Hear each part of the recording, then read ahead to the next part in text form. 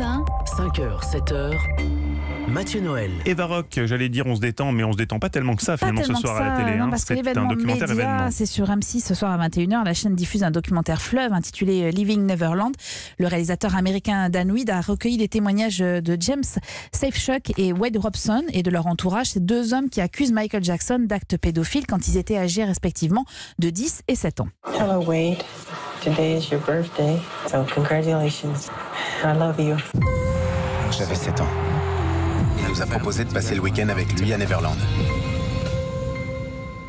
Alors, je n'ai pas pu voir le documentaire dans son intégralité, mais il est extrêmement troublant pour les larges extraits que j'ai pu voir, troublant par le contenu des témoignages, très précis, très détaillé, et troublant aussi parce que le film est à charge, donc à chacun son avis quand vous verrez ce documentaire de près de 3 heures, et à chacun son avis aussi sur France 2, alors dans un autre genre totalement différent, mais je vous conseille un des sujets d'Envoyé spécial consacré au mystère Jeanne Calment. Ah, c'est reparti cette histoire. Est-elle décédée à l'âge de 122 ans ou s'agit-il d'une usurpation d'identité, sa fille se faisant passer pour sa mère, comme l'affirme un historien russe et un médecin?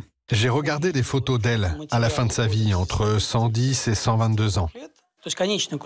Et j'ai noté que les 3 marqueurs du grand âge, ostéoporose, démence et asthénie, c'est-à-dire la grande fatigue, avaient 20-25 ans de retard chez elle.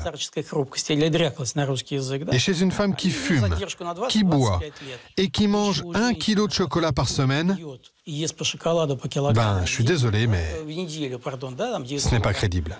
Alors, le journaliste d'Envoyé spécial a recueilli des tas de témoignages, très peu de certitudes, il faut le dire quand même. La médecin Catherine Levrault, qui s'est occupée de Jeanne Calment, raconte qu'elle était dans une forme olympique jusqu'au jour où, à 115 ans, elle a chuté et alors elle n'est plus du tout la même. Quand c'est arrivé qu'on fasse des radios, si on voulait vérifier qu'il y a une fracture de côte, on ne pouvait pas la voir parce que les os étaient tellement peu minéralisés qu'ils étaient très peu visibles sur les radios. On avait l'impression qu'elle était fossilisée, c'est-à-dire qu'elle se ratatinait. Enfin, j'ai jamais vu quelqu'un qui ait l'air aussi vieux. Pourtant, j'en ai vu.